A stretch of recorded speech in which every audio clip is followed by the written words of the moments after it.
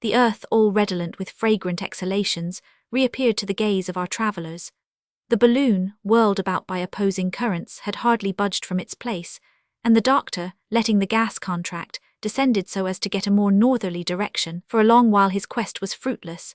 The wind carried him toward the west until he came in sight of the famous Mountains of the Moon, which grouped themselves in a semicircle around the extremity of Lake Tanganyika. Their ridges, but slightly indented, stood out against the bluish horizon, so that they might have been mistaken for a natural fortification, not to be passed by the explorers of the center of Africa. Among them were a few isolated cones, revealing the mark of the eternal snows. "Here we are at last," said the doctor, "in an unexplored country." Captain Burton pushed very far to the westward, but he could not reach those celebrated mountains. He even denied their existence, strongly as it was affirmed by Speke, his companion. He pretended that they were born in the latter's fancy, but for us, my friends, there is no further doubt possible. "Shall we cross them?" asked Kennedy. "Not if it please God. I am looking for a wind that will take me back toward the equator. I will even wait for one if necessary, and will make the balloon like a ship that casts anchor until favorable breezes come up." But the foresight of the doctor was not long in bringing its reward, for, after having tried different heights, the Victoria at length began to sail off to the northeastward with medium speed. "We are in the right track," said the doctor, consulting his compass, "and scarcely 200 feet from the surface. Lucky circumstances for us, enabling us as they do to reconnoiter these new regions." When Captain Speke set out to discover Lake Ucayali, he ascended more to the eastward in a straight line above Kaize. "Shall we keep on long in this way?" inquired the Scot. "Perhaps. Our object is to push a point in the direction of the sources of the Nile, and we have more than 600 miles to make before we get to the extreme limit reached by the explorers who came from the north." "And we shan't set foot on the solid ground," murmured Joe. "It's enough to cramp a fellow's legs." "Oh yes, indeed, my good Joe," said the doctor, reassuring him. "We have to economize our provisions, you know, and on the way, Dick, you must get us some fresh meat." "Whenever you like, doctor." "We shall also have to replenish our stock of water.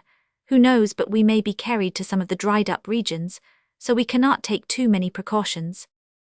At noon the Victoria was at 29 degrees 15 minutes east longitude and 3 degrees 15 minutes south latitude. She passed the village of Iafu, the last northern limit of the Unyamwezi, opposite to the Lake Ucayali, which could still be seen. The tribes living near to the equator seem to be a little more civilized, and are governed by absolute monarchs, whose control is an unlimited despotism. Their most compact union of power constitutes the province of Karagwe. It was decided by the aeronauts that they would alight at the first favorable place. They found that they should have to make a prolonged halt and take a careful inspection of the balloon. So the flame of the cylinder was moderated, and the anchors, flung out from the car, ere long began to sweep the grass of an immense prairie, that from a certain height looked like a shaven lawn, but the growth of which in reality was from 7 to 8 feet in height. The balloon skimmed this tall grass without bending it, like a gigantic butterfly. Not an obstacle was in sight. It was an ocean of verdure without a single breaker. "We might proceed a long time in this style," remarked Kennedy. "I don't see one tree that we could approach, and I'm afraid that our hunt's over."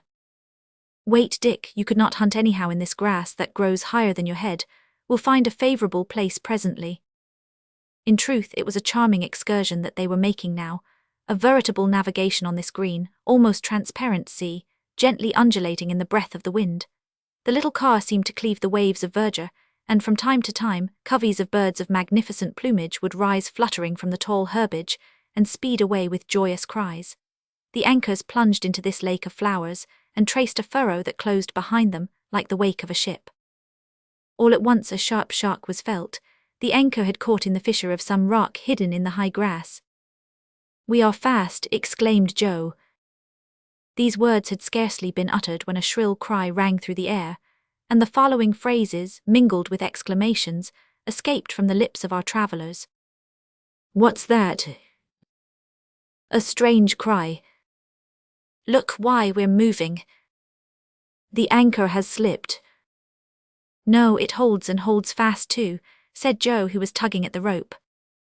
"It's the rock then that's moving." An immense rustling was noticed in the grass, and soon an elongated, winding shape was seen rising above it. "A serpent," shouted Joe. "A serpent," repeated Kennedy, handling his rifle. "No," said the doctor, "it's an elephant's trunk." "An elephant, Samuel." And as Kennedy said this, he drew his rifle to his shoulder. "Wait, Dick, wait. That's a fact, the animal's towing us." And in the right direction, Joe, in the right direction. The elephant was now making some headway, and soon reached a clearing where his whole body could be seen. By his gigantic size, the doctor recognized a male of a superb species. He had 2 whitish tusks, beautifully curved, and about 8 feet in length, and in these the shanks of the anchor had firmly caught. The animal was vainly trying with his trunk to disengage himself from the rope that attached him to the car. "Get up, go ahead, old fellow," shouted Joe with delight, doing his best to urge this rather novel team. "Here is a new style of traveling. No more horses for me, an elephant if you please." "But where is he taking us to?" said Kennedy, whose rifle itched in his grasp. "He's taking us exactly to where we want to go, my dear Dick. A little patience." Whiggamore, as the Scotch country folks say," shouted Joe in high glee. Gee up there." The huge animal now broke into a very rapid gallop. He flung his trunk from side to side, and his monstrous bounds gave the car several rather heavy thumps. Meanwhile the doctor stood ready, hatchet in hand, to cut the rope should need arise. "But," said he, "we shall not give up our anchor until the last moment." This drive, with an elephant for the team, lasted about an hour and a half, yet the animal did not seem in the least fatigued. These immense creatures can go over a great deal of ground, and from one day to another are found at enormous distances from where they were last seen, like the whales, whose mass and speed they rival. "In fact," said Joe, "it's a whale that we have harpooned, and we're only doing just what whalemen do when out fishing." But a change in the nature of the ground compelled the doctor to vary his style of locomotion. A dense grove of commodores was descried on the horizon, about 3 miles away, on the north of the prairie, so it became necessary to detach the balloon from its draft animal at last. Kennedy was entrusted with the job of bringing the elephant to a halt. He drew his rifle to his shoulder, but his position was not favorable to a successful shot, so that the first ball fired flattened itself on the animal's skull, as it would have done against an iron plate. The creature did not seem in the least troubled by it, but at the sound of the discharge he had increased his speed, and now was going as fast as a horse at full gallop. "The deuce," ejaculated Kennedy. "What a solid head," commented Joe. "We'll try some conical balls behind the shoulder joint," said Kennedy, reloading his rifle with care. In another moment he fired. The animal gave a terrible cry, but went on faster than ever. "Come," said Joe, taking aim with another gun, "I must help you or we'll never end it." And now 2 balls penetrated the creature's side. The elephant halted, lifted his trunk, and resumed his run toward the wood with all his speed. He shook his huge head, and the blood began to gush from his wounds. "Let us keep up our fire, Mr. Kennedy." "And a continuous fire, too," urged the doctor, "for we are close on the woods." 10 shots more were discharged. The elephant made a fearful bound. The car and balloon cracked as though everything were going to pieces, and the shock made the doctor drop his hatchet on the ground. The situation was thus rendered really very alarming. The anchor rope which had securely caught could not be disengaged, nor could it yet be cut by the knives of our aeronauts, and the balloon was rushing headlong toward the wood, when the animal received a ball in the eye just as he lifted his head. On this he faltered, his knees bent under him, and he uncovered his whole flank to the assaults of his enemies in the balloon. "A bullet in his heart," said Kennedy, discharging one last rifle shot. The elephant uttered a long bellow of terror and agony, then raised himself up for a moment, twirling his trunk in the air, and finally fell with all his weight upon one of his tusks, which he broke off short. He was dead. "His tusks broken," exclaimed Kennedy. "Ivory too that in England would bring 35 guineas per £100. "As much as that," said Joe, scrambling down to the ground by the anchor rope. "What's the use of sighing over it, Dick?" said the doctor. "Are we ivory merchants? Did we come hither to make money?" Joe examined the anchor and found it solidly attached to the unbroken tusk. The doctor and Dick leaped out on the ground, while the balloon, now half emptied, hovered over the body of the huge animal. "What a splendid beast," said Kennedy. "What a mass of flesh. I never saw an elephant of that size in India." "There's nothing surprising about that, my dear Dick. The elephants of Central Africa are the finest in the world. The Andersons and the Cummings have hunted so incessantly in the neighborhood of the Cape that these animals have migrated to the equator, where they are often met with in large herds. In the meanwhile, I hope," added Joe, "that we'll taste a morsel of this fellow. I'll undertake to get you a good dinner at his expense.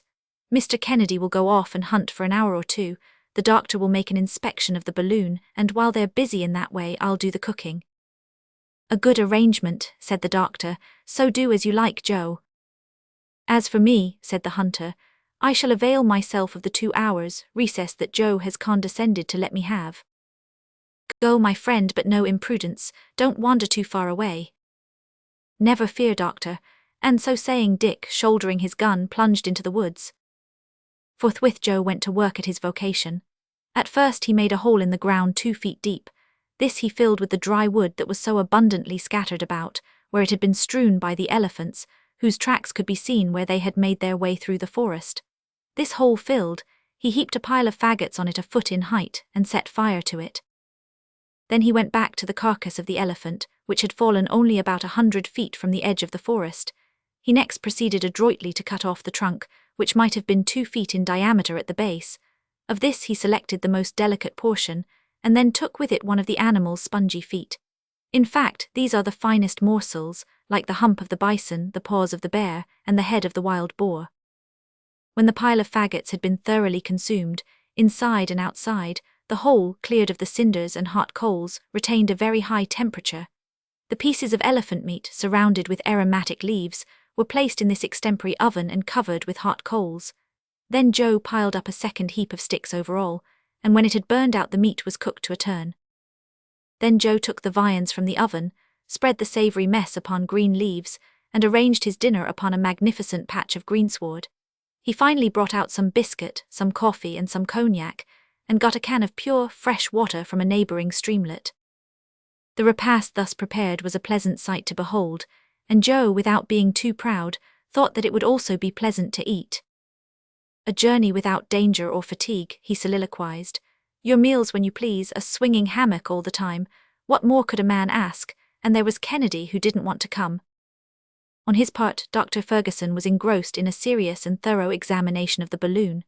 The latter did not appear to have suffered from the storm.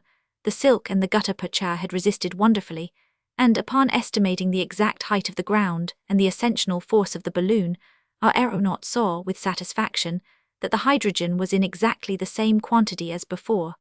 The covering had remained completely waterproof. It was now only 5 days since our travellers had quitted Zanzibar. Their pemmican had not yet been touched. Their stock of biscuit and potted meat was enough for a long trip, and there was nothing to be replenished but the water. The pipes and spiral seemed to be in perfect condition, since, thanks to their india-rubber jointings, they had yielded to all the oscillations of the balloon.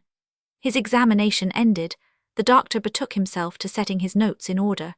He made a very accurate sketch of the surrounding landscape, with its long prairie stretching away out of sight, the forest of Commodores, and the balloon resting motionless over the body of the dead elephant.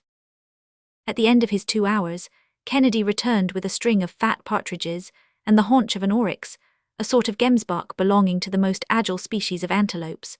Joe took upon himself to prepare this surplus stock of provisions for a later repast. "But dinner's ready," he shouted in his most musical voice. And the 3 travellers had only to sit down on the green turf. The trunk and feet of the elephant were declared to be exquisite. Old England was toasted, as usual, and delicious savannas perfumed this charming country for the first time. Kennedy ate, drank, and chatted like 4. He was perfectly delighted with his new life, and seriously proposed to the doctor to settle in this forest, to construct a cabin of boughs and foliage, and there and then to lay the foundation of a Robinson Crusoe dynasty in Africa. The proposition went no further, although Joe had at once selected the part of Man Friday for himself. The country seemed so quiet, so deserted, that the doctor resolved to pass the night on the ground, and Joe arranged a circle of watchfires as an indispensable barrier against wild animals, for the hyenas, cougars, and jackals, attracted by the smell of the dead elephant, were prowling about in the neighborhood. Kennedy had to fire his rifle several times at these unceremonious visitors, but the night passed without any untoward occurrence. Chapter 18th. The Caragua, Lake Ucayali, a night on an island, the equator, crossing the lake, the Cascades, a view of the country, the sources of the Nile, the island of Benga, the signature of Andrea de Bono, the flag with the arms of England. At 5 o'clock in the morning, preparations for departure commenced. Joe, with the hatchet which he had fortunately recovered, broke the elephant's tusks. The balloon, restored to liberty, sped away to the northwest with our travellers, at the rate of 18 miles per hour. The doctor had carefully taken his position by the altitude of the stars during the preceding night. He knew that he was in latitude 2 degrees 40 minutes below the equator, or at a distance of 160 geographical miles. He swept along over many villages, without heeding the cries that the appearance of the balloon excited. He took note of the conformation of places with quick sights. He passed the slopes of the Rubem, which are nearly as abrupt as the summits of the Ausagara, and farther on at Tenga, encountered the first projections of the Caragua chains, which in his opinion are direct spurs of the Mountains of the Moon. So, the ancient legend which made these mountains the cradle of the Nile came near to the truth, since they really border upon Lake Ucayali, the conjectured reservoir of the waters of the great river. From Kafuro, the main district of the merchants of that country, he descried at length on the horizon the lake so much desired and so long sought for, of which Captain Speke caught a glimpse on the 3d of August, 1858. Samuel Ferguson felt real emotion. He was almost in contact with one of the principal points of his expedition, and with his spyglass constantly raised, he kept every nook and corner of the mysterious region in sight. His gaze wandered over details that might have been thus described. Beneath him extended a country generally destitute of cultivation. Only here and there some ravines seemed under tillage. The surface, dotted with peaks of medium height, grew flat as it approached the lake. Barley fields took the place of rice plantations, and there, too, could be seen growing the species of plantain from which the wine of the country is drawn, and mwani, the wild plant which supplies a substitute for coffee. A collection of some 50 or more circular huts, covered with a flowering thatch, constituted the capital of the Caragua country. He could easily distinguish the astonished countenances of a rather fine-looking race of natives of yellowish-brown complexion.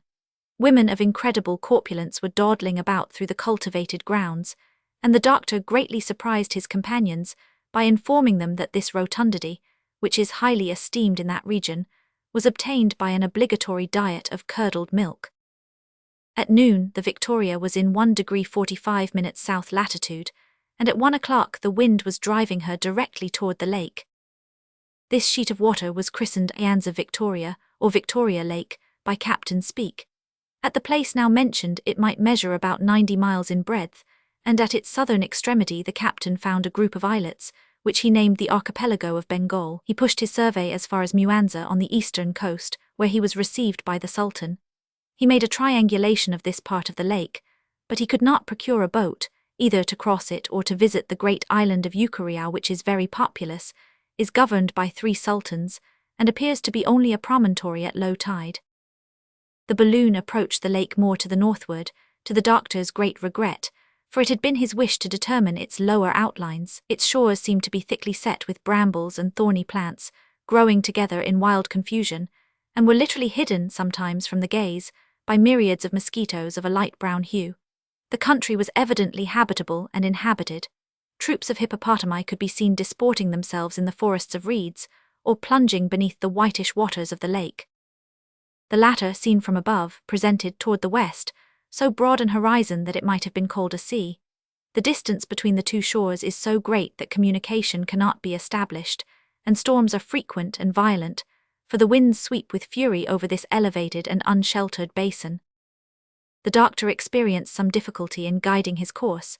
He was afraid of being carried toward the east, but fortunately a current bore him directly toward the north, and at 6 o'clock in the evening the balloon alighted on a small desert island in 30 minutes south latitude, and 32 degrees 52 minutes east longitude, about 20 miles from the shore.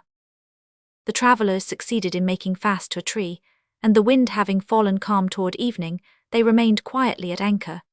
They dared not dream of taking the ground, since here, as on the shores of the Nyanza, legions of mosquitoes covered the soil in dense clouds.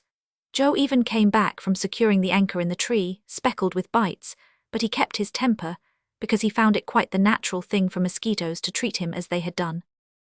Nevertheless, the doctor, who was less of an optimist, let out as much rope as he could, so as to escape these pitiless insects that began to rise toward him with a threatening hum. The doctor ascertained the height of the lake above the level of the sea, as it had been determined by Captain Speke, say 3,750 feet. "Here we are then on an island," said Joe, scratching as though he'd tear his nails out. "We could make the tour of it in a jiffy," added Kennedy, "and, excepting these confounded mosquitoes, there's not a living being to be seen on it."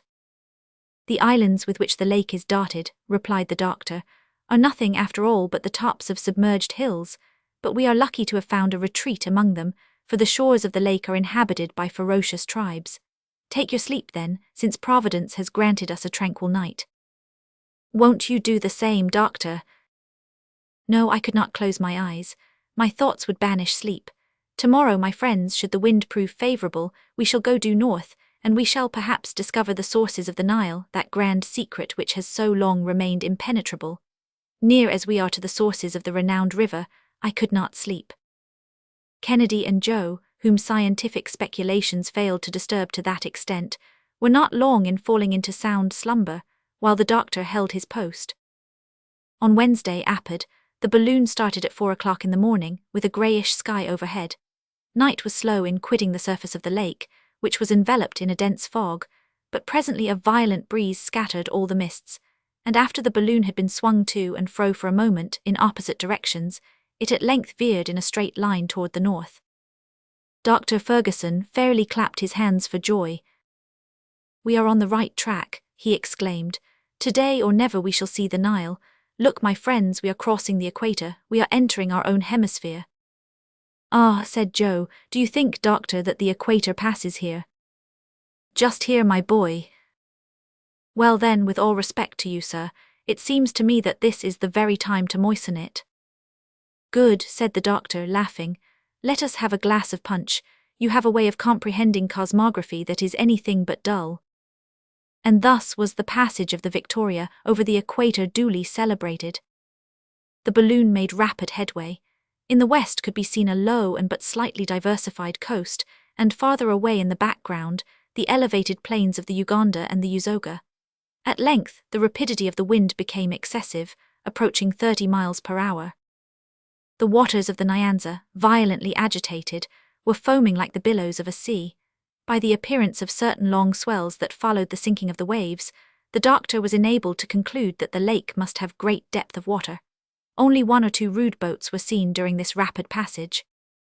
This lake is evidently, from its elevated position, the natural reservoir of the rivers in the eastern part of Africa, and the sky gives back to it in rain what it takes in vapor from the streams that flow out of it.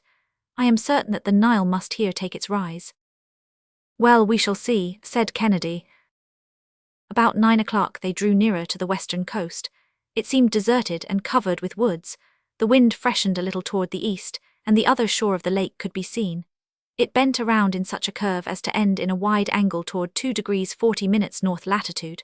Lofty mountains uplifted their arid peaks at this extremity of Nyanza, but between them, a deep and winding gorge gave exit to a turbulent and foaming river. While busy managing the balloon, Dr. Ferguson never ceased reconnoitring the country with eager eyes. "Look," he exclaimed, "look, my friends, the statements of the Arabs were correct. They spoke of a river by which Lake Ucayali discharged its waters toward the north, and this river exists and we are descending it, and it flows with a speed analogous to our own. And this drop of water now gliding away beneath our feet is, beyond all question, rushing on to mingle with the Mediterranean. It is the Nile." "It is the Nile," echoed Kennedy, carried away by the enthusiasm of his friend. "Hurrah for the Nile," shouted Joe, glad and always ready to cheer for something. Enormous rocks here and there embarrassed the course of this mysterious river. The water foamed as it fell in rapids and cataracts, which confirmed the doctor in his preconceived ideas on the subject. From the environing mountains, numerous torrents came plunging and seething down, and the eye could take them in by hundreds. There could be seen, starting from the soil, delicate jets of water scattering in all directions, crossing and recrossing each other, mingling, contending in the swiftness of their progress, and all rushing toward that nascent stream which became a river after having drunk them in. "Here is indeed the Nile," reiterated the doctor with the tone of profound conviction. "The origin of its name, like the origin of its waters, has fired the imagination of the learned. They have sought to trace it from the Greek, the Coptic, the Sanskrit, but all that matters little now, since we have made it surrender the secret of its source." "But," said the Scotchman, "how are you to make sure of the identity of this river with the one recognized by the travellers from the north?" "We shall have certain, irrefutable, convincing, and infallible proof," replied Ferguson, "should the wind hold another hour in our favour." The mountains drew farther apart, revealing in their place numerous villages, and fields of white Indian corn, doura, and sugar cane. The tribes inhabiting the region seemed excited and hostile. They manifested more anger than adoration, and evidently saw in the aeronauts only obtrusive strangers, and not condescending deities. It appeared as though in approaching the sources of the Nile, these men came to rob them of something, and so the Victoria had to keep out of range of their muskets. "To land here would be a ticklish matter," said the Scot. "Well," said Joe, "so much the worse for these natives. They'll have to do without the pleasure of our conversation." "Nevertheless descend I must," said the doctor, "were it only for a quarter of an hour. Without doing so I cannot verify the results of our expedition." "It is indispensable then, doctor." "Indispensable, and we will descend, even if we have to do so with a volley of musketry." "The thing suits me," said Kennedy, toying with his pet rifle. "And I'm ready, master, whenever you say the word," added Joe, preparing for the fight.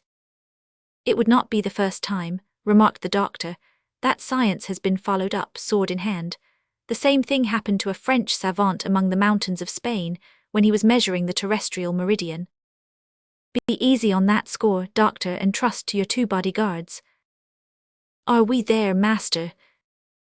"Not yet. In fact, I shall go up a little first, in order to get an exact idea of the configuration of the country." The hydrogen expanded, and in less than 10 minutes the balloon was soaring at a height of 2,500 feet above the ground. From that elevation could be distinguished an inextricable network of smaller streams which the river received into its bosom. Others came from the west, from between numerous hills, in the midst of fertile plains. "We are not 90 miles from Gondokoro," said the doctor, measuring off the distance on his map, "and less than 5 miles from the point reached by the explorers from the north. Let us descend with great care." And upon this, the balloon was lowered about 2,000 feet. "Now, my friends, let us be ready, come what may." "Ready it is," said Dick and Joe with one voice. "Good." In a few moments the balloon was advancing along the bed of the river, and scarcely 100 feet above the ground. The Nile measured but 50 fathoms in width at this point, and the natives were in great excitement, rushing to and fro, tumultuously, in the villages that lined the banks of the stream. At the 2nd degree, it forms a perpendicular cascade of 10 feet in height, and consequently impassable by boats. "Here then is the cascade mentioned by De Bono," exclaimed the doctor. The basin of the river spread out, dotted with numerous islands, which Dr. Ferguson devoured with his eyes. He seemed to be seeking for a point of reference which he had not yet found. By this time some blacks having ventured in a boat just under the balloon, Kennedy saluted them with a shot from his rifle that made them regain the bank at their utmost speed. "A good journey to you, bold Joe, and if I were in your place I wouldn't try coming back again. I should be mightily afraid of a monster that can hurl thunderbolts when he pleases." But all at once the doctor snatched up his spyglass and directed it toward an island reposing in the middle of the river. "4 trees," he exclaimed. "Look down there." Sure enough, there were 4 trees standing alone at one end of it. "It is Bengal Island. It is the very same," repeated the doctor exultingly. "And what of that?" asked Dick. "It is there that we shall alight if God permits." "But it seems to be inhabited, doctor." "Joe is right, and unless I'm mistaken, there is a group of about a score of natives on it now." "We'll make them scatter. There'll be no great trouble in that," responded Ferguson. "So be it," chimed in the hunter. The sun was at the zenith as the balloon approached the island. The blacks, who were members of the Makado tribe, were howling lustily, and one of them waved his bark hat in the air. Kennedy took aim at him, fired, and his hat flew about him in pieces. Thereupon there was a general scamper. The natives plunged headlong into the river and swam to the opposite bank. Immediately there came a shower of bowls from both banks, along with a perfect cloud of arrows, but without doing the balloon any damage, where it rested with its anchor snugly secured in the fissure of a rock. Joe lost no time in sliding to the ground. "The ladder," cried the doctor. "Follow me, Kennedy." "What do you wish, sir?" "Let us alight, I want a witness." "Here I am." "Mind your post, Joe, and keep a good lookout." "Never fear, doctor, I'll answer for all that." "Come, Dick," said the doctor as he touched the ground. So saying, he drew his companion along toward a group of rocks that rose upon one point of the island. There, after searching for some time, he began to rummage among the brambles, and in so doing scratched his hands until they bled. Suddenly he grasped Kennedy's arm, exclaiming, "Look, look! Letters!" Yes, there indeed could be descried, with perfect precision of outline, some letters carved on the rock. It was quite easy to make them out. A.D. A.D., repeated Dr. Ferguson. Andrea de Bono, the very signature of the traveller who farthest ascended the current of the Nile. "No doubt of that, friend Samuel," assented Kennedy. "Are you now convinced?" "It is the Nile. We cannot entertain a doubt on that score now," was the reply. The doctor, for the last time, examined those precious initials, the exact form and size of which he carefully noted. "And now," said he, "now for the balloon." "Quickly then, for I see some of the natives getting ready to recross the river." "That matters little to us now. Let the wind but send us northward for a few hours, and we shall reach Gondokoro and press the hands of some of our countrymen." 10 minutes more and the balloon was majestically ascending, while Dr. Ferguson, in token of success, waved the English flag triumphantly from his car. Chapter 19th. The Nile, the trembling mountain, a remembrance of the country, the narratives of the Arabs, the Niams, Joe's shrewd cogitations, the balloon runs the gauntlet, aerostatic ascensions, Madame Blanchard. "Which way do we head?" asked Kennedy as he saw his friend consulting the compass. "Northeast." "The deuce, but that's not the north." "No, Dick, and I'm afraid that we shall have some trouble in getting to Gondokoro. I am sorry for it, but at last we have succeeded in connecting the explorations from the east with those from the north, and we must not complain." The balloon was now receding gradually from the Nile. "One last look," said the doctor, "at this impassable latitude, beyond which the most intrepid travellers could not make their way. There are those intractable tribes, of whom Petherick, Arnaud Muni, and the young traveller Legion, to whom we are indebted for the best work on the Upper Nile, have spoken." "Thus, then," added Kennedy inquiringly, "our discoveries agree with the speculations of science." "Absolutely so. The sources of the White Nile of the Bahr el Abiad are immersed in a lake as large as a sea. It is there that it takes its rise. Poesy undoubtedly loses something thereby.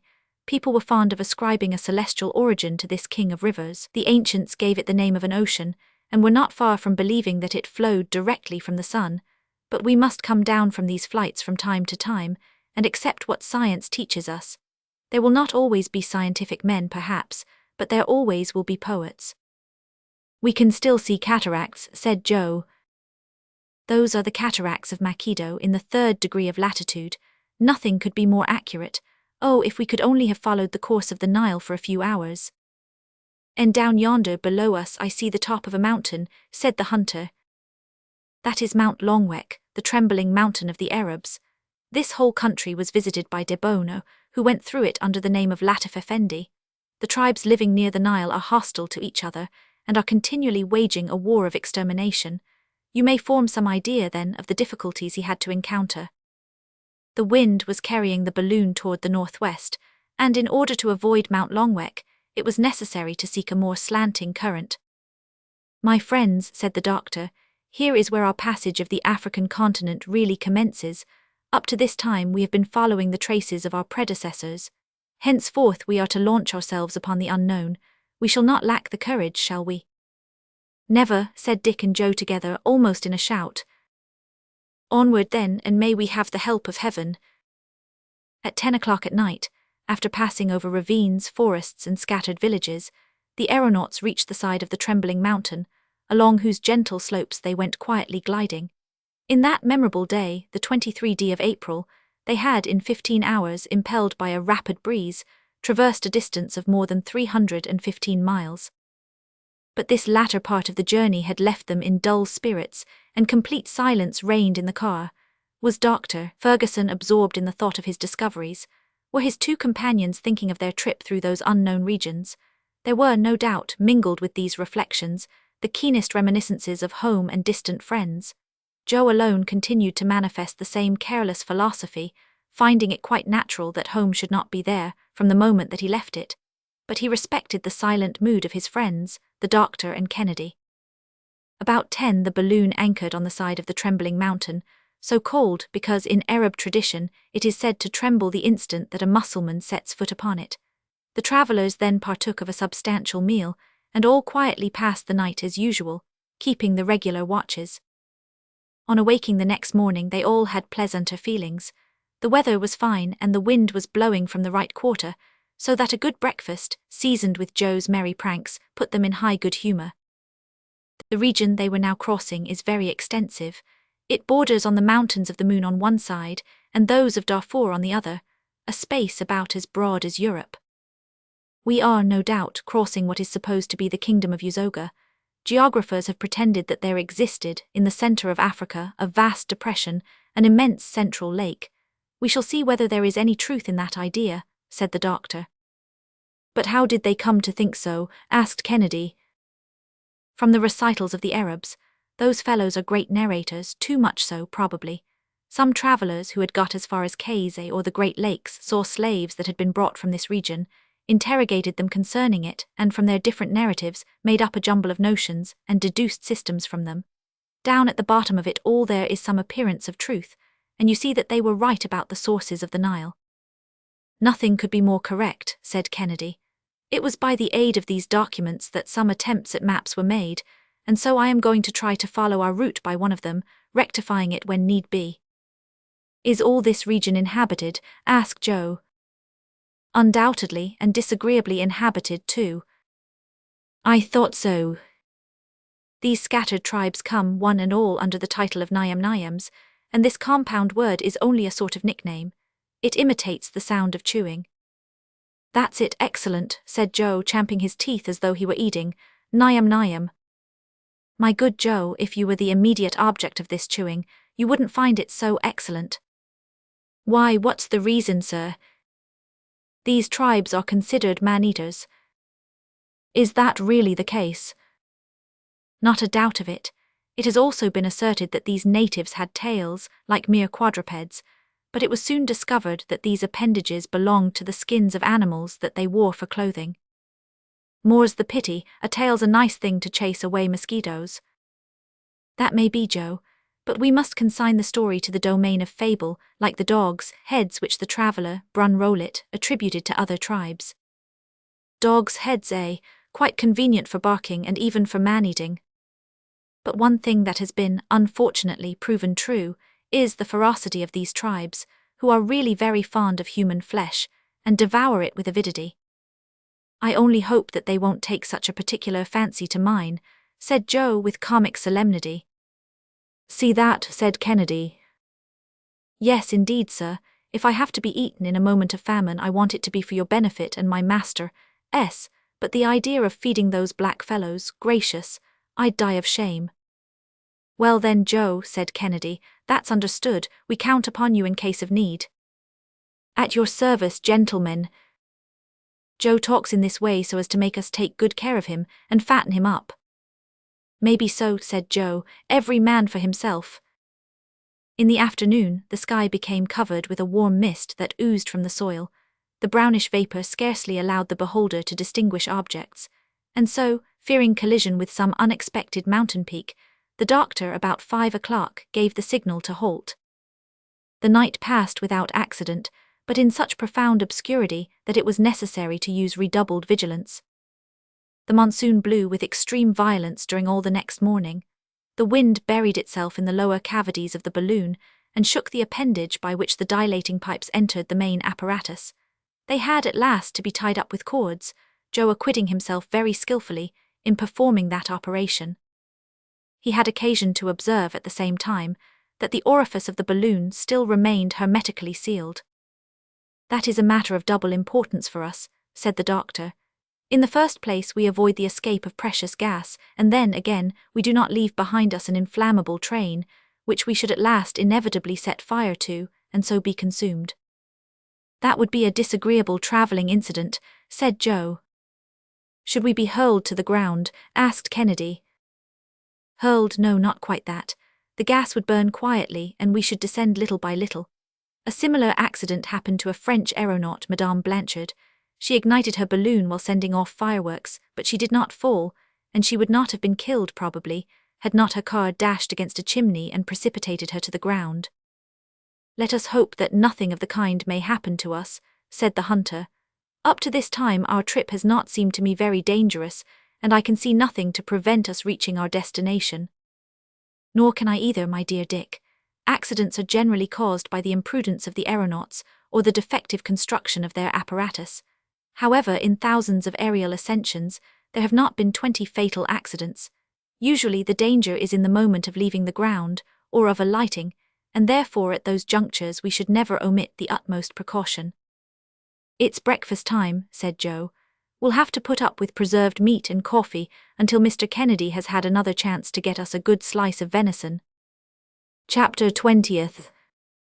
The celestial bottle, the fig palms, the mammoth trees, the tree of war, the winged team, 2 native tribes in battle, a massacre, an intervention from above. The wind had become violent and irregular. The balloon was running the gauntlet through the air. Tossed at one moment toward the north, at another toward the south, it could not find one steady current. "We are moving very swiftly without advancing much," said Kennedy, remarking the frequent oscillations of the needle of the compass. "The balloon is rushing at the rate of at least 30 miles an hour. Lean over and see how the country is gliding away beneath us," said the doctor. "See, that forest looks as though it were precipitating itself upon us." "The forest has become a clearing," added the other. "And the clearing a village," continued Joe a moment or two later. "Look at the faces of those astonished darkies." "Oh, it's natural enough that they should be astonished," said the doctor.